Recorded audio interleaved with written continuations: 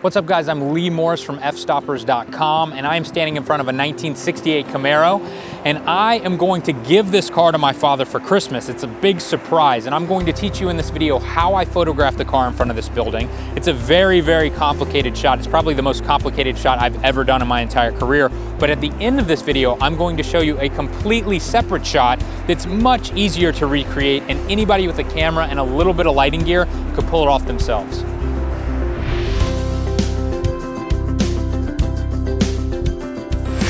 So the concept for this photo shoot is very simple. It's just gonna be a car in front of an old-timey gas station, but we're gonna shoot it at dusk. So we're gonna end up flipping all the car headlights on. And I've been on a few professional car photo shoots before, so I know a lot of the tips and tricks, but I am not a professional car photographer. The interesting thing is, I just finished filming a video with Mike Kelly, who's an architecture photographer, and he taught me this incredible compositing technique where you can light different aspects of a room and then composite them together in Photoshop. And so I think I'm going to use his technique on this car to get the best possible image. Now, obviously I had already scoped out this location ahead of time, but it was very important that the first thing we did when we got to the location was figure out exactly how we wanted the car to be positioned. We had to move it around a lot, exactly how we wanted the wheel to be turned, and then we needed to figure out exactly where we wanted the camera to be. Do we want to be close to the car and shoot wide angle and kind of warp the car a little bit, make it look a little bit larger than life? Or do we want to back up and zoom in and compress everything? I kind of went for a middle ground there. But there were so many options and there were so many photographers on set and I was showing all of them on the iPad. You know, what do you think of this shot? What do you think of this angle? And finally, all of us agreed that we think this car in this spot, shot from this angle at this millimeter is perfect. Now, to get the images over to the iPad, I was using an iFi card in the camera, so it was piping everything over to the iPad, and then I set the camera up with a pocket wizard so that I didn't have to touch the camera, because if the camera shifts at all during this process, it's gonna be a big pain in the butt to put everything together in Photoshop afterwards. So once we got the tripod up and in the right spot, we sandbagged everything, and I did not touch the camera again, besides changing a few of the settings, shutter speed or aperture, just to change my exposure. But other than that, I never use the shutter release button. I only use the pocket wizard. Now, the first thing I did is I just went ahead and bracketed the entire shot. So I had natural light, and I ended up doing this throughout the entire photo shoot. So I have very bright overexposed images and very dark underexposed images. And the reason I did that is just so that I have that information there throughout the entire photo shoot, and I can always go back to it and grab it if I need it for that final composite. So the first thing I wanted to do was get the grille and the front of the car and the hood to look good. And I found that if I placed a 7-foot octa bank off to the side at a specific angle, I wouldn't get any highlights at all coming back into the camera, which was perfect. So you can see this shot here. This is the initial shot with just one strobe, and you can see how well it's lighting up the front of the car. Now you'll notice down the shoulder of the side of the car, it is reflecting the sky and the landscape behind the camera. And we tried everything to tame that. I rented two 8x8 scrims. I paid a lot of money to have those there on set because I thought they would be big enough for us to block that out. But what I found was the way that the car was curved and the placement of the camera meant that the only way to block that reflection was to put the scrim directly in front of the camera. It just wasn't going to work. And we tried so many different ways to curb all of that or to make it look a little bit better, and we just couldn't figure it out. And so what we ended up having to do was lower the ambient exposure by either raising up the f-stop or raising up the shutter speed. We darkened the car a lot, and then I had my assistant walk down the car with a 7-foot octa bank, and we lit it all the way down the car. And I know that's a really strange way to do it. I would have preferred to just do it in one shot so we had a perfectly straight edge. But we just could not figure out how to do it. And even if we had rented a 20x20 scrim, I still don't think it would have worked because the placement of that scrim would have had to be right in front of the camera to make that perfect line. So I think the way that we did it, although it's kind of cheap and cheesy, I think it's the only way it could have been done. Now, after David walked down the car and we lit that line all the way down the car, he then walked around the back of the car. We got different angles of him shooting the back of the roof. We got different angles of him shooting into the car so we can get the leather looking really nice in the car. We got different angles of him lighting the windshield and all of the chrome on the car. And then it was time to focus on the tires. We got him shooting the rims, and then he went back around again and he shot the tires from each angle. So we shot up under the tires so that you could see the tread. He shot above the tire and down so that you can see the rubber of the tire over the top of the rim. And then we have a completely separate image that we're using for the rim itself. So each tire in itself ended up being 3 images. Now, this may seem like overkill and you'll say, why didn't you just light this in camera? Why didn't you just get it in one shot? And the truth is that's just impossible. You'd never be able to light each tire from 3 angles in one shot without having light stands in the picture. For many of these shots of the tires, he was almost touching the tire. He was so close to it when he was lighting it. And so if you wanted to get that look on the tire or get that look on the chrome, you're going to have a light in the shot. And so if you want to have this look, if you want to have this flawless looking image at the end of the day, you're going to have to do some compositing. The last thing we did once we felt like we had the car completely lit is I turned on the headlights. We got a few exposures bracketed really underexposed to all the way really overexposed just so I had them. And then I felt at that point that we had captured every detail of the car we could possibly need. Once I felt like we got the car looking good, it was then time to focus on the building, and I had David walk around and light every single sign on the front of the building. I can go ahead and tell you we didn't use every single flash pop from that, but it was so great to have because once I got back into Photoshop, I could play with it, and I would look at a sign and say, you know what, that sign just looks a little bit too dark. I'd like to give it a little bit more detail, and I could just find that image where he popped it with a little bit of flash, add it in there, brush it in, and now I have that perfectly lit sign. Now, when you're popping light on these background objects, you don't want it to be a bare bulb because it's going to be really harsh light and it might create really small specular highlights. It's just gonna make everything look fake. So instead you want slightly soft light. We ended up using an Fstoppers flash disc, and it just was able to soften the light enough to give it that natural glow. I noticed down the left side of this building, there's a lot of really cool signs and they're all metal and reflective. And I thought it would be cool to have a hard light firing down the side of the building that might create some highlights. It almost might look like there's the sun setting over there or moonlight coming from over there. So I had David go all the way back behind the building and fire his flash down the side, and it created a really cool highlight that I ended up using in the final shot. Now, like I said, I spent so long in Photoshop. I probably have 30 hours on this image alone so far. If I had to redo it again, I could probably put it together in 2 or 3 hours because there was a lot of trial and error, but I don't have time to teach you every little aspect about the Photoshop. So what I'm going to do is take you into Photoshop and just show you every single layer and what it took to build this image up, and then you'll have a great idea of how to do this on your own. Okay guys, so here is the file in Photoshop. I think at this point, I know I said it's been 30 hours, I've probably put at least another 10 in this, and there's no way I can teach you every little aspect of this photo shoot, but what I can do is go through layer by layer and just show you what it takes to build a car like this up. Basically, this is the first shot that I chose just because I like the way that the grille and the hood was lit, so let's start from here. The second layer is just lighting the hood up a little bit more. Then we start going down the side of the car. These are the shots where David was actually holding the softbox over the car. Then I lighten the hood even more again. And I add one of the rims in. I add the tread down here under the tire. This is where we added in the lit seats. This is actually lighting the tire itself. Headlights are turned on. Now these rims were added from a natural light shot. I ended up liking these better than the lit shot, so I went out and got one of the bracketed shots and I added that. Here I'm lightening the entire bottom half of the car just to give a little bit more detail underneath the car itself. Back tires being lit up there. Here we're just adding a little bitty reflection here. A little fix on the side of the car. Here I've added a reflection on the windshield, lightening the back here. Again, I'm lighting the hood again because I felt like the shadow and the scoop here was a little bit dark, so I'm brightening that up. Here's the first running light there. Here's the side light here.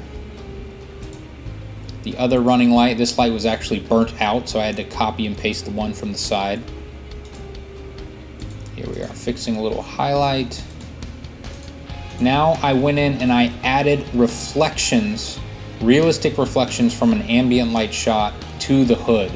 And so this just makes the hood look a little bit more natural and realistically lit. Here I am going in and I am adding a ambient light shot to the side of the car. And I'm turning down the opacity, and I'm just making the shot look a little bit more realistic, because the way it was looked a little over the top and cartoonish to me. So I'm blending in natural layers here. Headlight detail, I'm adding in a little bit of detail there. This is a brand new front bumper. Again, I'm adding more natural light shots down the side of the car just to try to blend in all of my studio lighting. Now let's zoom out and I'll show you what I've done to the background here. So this is what it looked like with that first shot. And here is a completely different background, and this background is completely naturally lit. It's really beautiful straight out of the camera. And so I just start doing a few things to make it look better.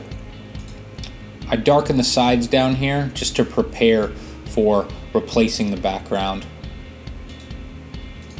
Fixing a few problems with the trunk, back little side light here, passenger tire. So down here we add some tread. I know it's a little out of order here. And now we're going to start adding these signs in. So you can see the blue one here. Here's the shell one. Phillips 66 here in the back. Bostonian shoes here. Oops. Here's a flash pop that we put right on the address itself. I think it makes it stand out. Here I am messing with the sky here. This is a natural light sky shot, just a different exposure.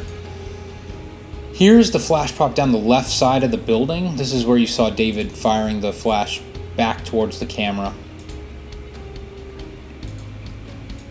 Here is a replaced windshield, so you can see it reveals the building a little bit better. Here is this sign here, just a little bit brighter. The Saturn sign a little bit brighter. This is where I decide I'm going to replace the entire background. This is actually a shot out of my backyard with a bridge and a marsh back here. I then brighten up the sky. I make it a little bit more blue by adding vibrance to it. You can see that come in there. My computer's really struggling at this point because this file is 8 gigabytes in size. I brighten the marsh just a little bit to get it to stand out. You can see that come in there. Fixed top, you can see that. It had some wrinkles and I replaced all of that.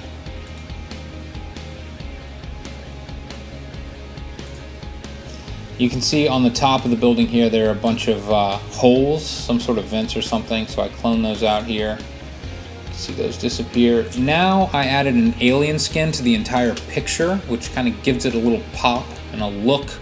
I really like the way this looks. I then added a vignette to darken the edges. I printed it out at this point and it was showing up a little bit red, so I added a layer on top that makes the car a little bit more orange. You can see that come in right there. And then the final thing, if you see this highlight along the car, I don't like the way it dips right here. So I added one more layer where I fixed that and I just made it kind of follow the line of the car. But guys, that is basically it. And I know this is just an insane picture. It's really not even photography at this point. It's more about like digital art. If you're interested in learning this compositing technique, I highly suggest checking out Mike Kelly's DVD on architecture. We filmed it with him. It's about an 8-hour long tutorial and it is about architecture photography. However, I used his technique to create this image. And obviously I don't have 8 hours to teach you right now, but if you're interested, I cannot recommend it enough. It will really change the way that you shoot and edit in Photoshop. You can check that out at fstoppers.com/store. If you have ever watched a true professional car photographer shoot in the studio, He has a 30-foot octa bank that stretches the entire length of the car, and he usually puts that above the car and fires down on the car. It creates this beautiful highlight and this really dynamic looking image. Those softboxes can be thousands of dollars just to rent for one day. Obviously, the average person is not going to spend that, but I'm going to show you how you can do that with absolutely no budget. We are out here tonight at an abandoned gas station. You can hear the cars whizzing by me. And we are going to use this white roof above us as a giant softbox. What I'm going to do is I'm going to get an Einstein flash, I'm going to use a Vagabond on my shoulder to power it, and I'm going to walk the length of the car, and I'm going to do 5 or 6 pops all the way down the car. You can see this creates that perfect studio looking image that all of you have been wondering, how in the world do professional photographers get this look? You can get it by using this exact method. Now, this shot could look great like this once I combine all of these images together. The one thing that I'm also going to do though, I'm going to grab a little SB800 speed light, I'm going to throw an Fstoppers flash disc on it, and I'm going to light the wheels, just so we can get a little bit more light on those rims. And then in Photoshop, I'm gonna show you how to combine everything together to get one incredible image. Now you have to remember that the camera cannot move during this process. So what I've done is I've set the camera up on a tripod and I'm using pocket wizards to trigger the camera.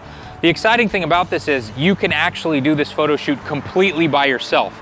You set the camera, you frame it up, then you come over behind the car, flash it 5 times, and you're all done. Now, when you're doing this, it's very important that you knock out all ambient light. The reason that you can see me right now is because we have our own lights set up that are shining on me. But we're gonna turn all of these off and we're gonna raise the shutter speed up to 250th of a second. So if we take a picture without a strobe, it's just total blackness, and that's perfect. So only our strobe light is showing up. It's also important that you light from behind the car and you fire over the top of the car. If you try to stand in front of the car as you're walking around, you're gonna light yourself up and you're gonna be able to see yourself in the shot. As you can see me in the back of these shots, but we're gonna Photoshop that out anyway, so it doesn't matter. One thing that you're gonna wanna play with is the angle at which you light the ceiling. If you light really far out, you're gonna create much more of a highlight and you're gonna brighten up the bottom of the car a lot more. If you fire right over the top of the car, you're gonna create a very small highlight along that shoulder line, and it's gonna be a much more moody looking shot. Now keep in mind, you can really do whatever you want with the background of this image, and it's so much easier to deal with this file than it is the previous shot that took 30 hours of Photoshop. I can cut this thing out in just a couple of minutes, add a few different backgrounds, and we have an awesome looking shot in just a few minutes. Okay guys, so I have all 8 files here in Photoshop, and you can see if we click down, this is me just walking down the car, lighting up the ceiling, and then one on each tire. And this is really easy to do. Watch this. I'm just gonna enable the second layer here and change the blending mode to lighten. And you can see it kind of combines the layers for us here. I'm gonna do this for every single layer. And remember, since I'm standing behind the car, we're gonna cut the car out, so it doesn't matter how many times I show up back there. So the car is looking great now, but we need to add the light on the tires here. And you can see there's a problem here because I'm standing in front of the car. It lit the ground, it lit the car itself. It just looks bad, but we're gonna fix that. I'll add this one as well. And so all I'm going to do is create a mask and only allow the tires to show up. And I've already done that here. So you can see here, this is our finished shot. And all I have to do now is go around with the pen tool and cut the car out. And if you don't know how to use the pen tool, it's something that you should definitely check out. There are tons of videos online on how to do that. But basically, this is what the car looks like all cut out. And I've created a background here, and this is what I want to put the car on. And you may be looking at this saying, like, how in the world is this going to look realistic at all? But I promise it will. So basically, I'm going to take this car, I'm going to cut it out and paste it right here on our background. And again, this looks totally ridiculous. This doesn't look realistic at all. But you'll see, as soon as we grab the ground here and add the ground and this shadow, it's going to anchor the car down. It's going to make it look really realistic. So I'm going to flatten this, and then I'm going to grab just the bottom half of this car and the ground, and I'm going to copy this, and then I'm going to paste it behind this layer of the car here. And this is what this looks like. Now I've gone ahead and desaturated this because I didn't want the yellow tones to come out in the picture. But basically this is already looking much more realistic, as you can see. I'm going to change the blending mode on this to overlay, and what it's going to do is allow the color from the background to shine through. So you can see this is already looking much more realistic. And then once again, just like I did on the tires, I am going to create a mask and delete out all of this stuff on the sides that's making it not look very realistic. And boom, we have almost a completely finished image here. Now, if I zoom into this car, you can see these imperfections in the paint. These are actually reflections of the lights on the top of the gas station, but it's a super easy fix. I just need to clone those out, and I've created a layer here where I did that.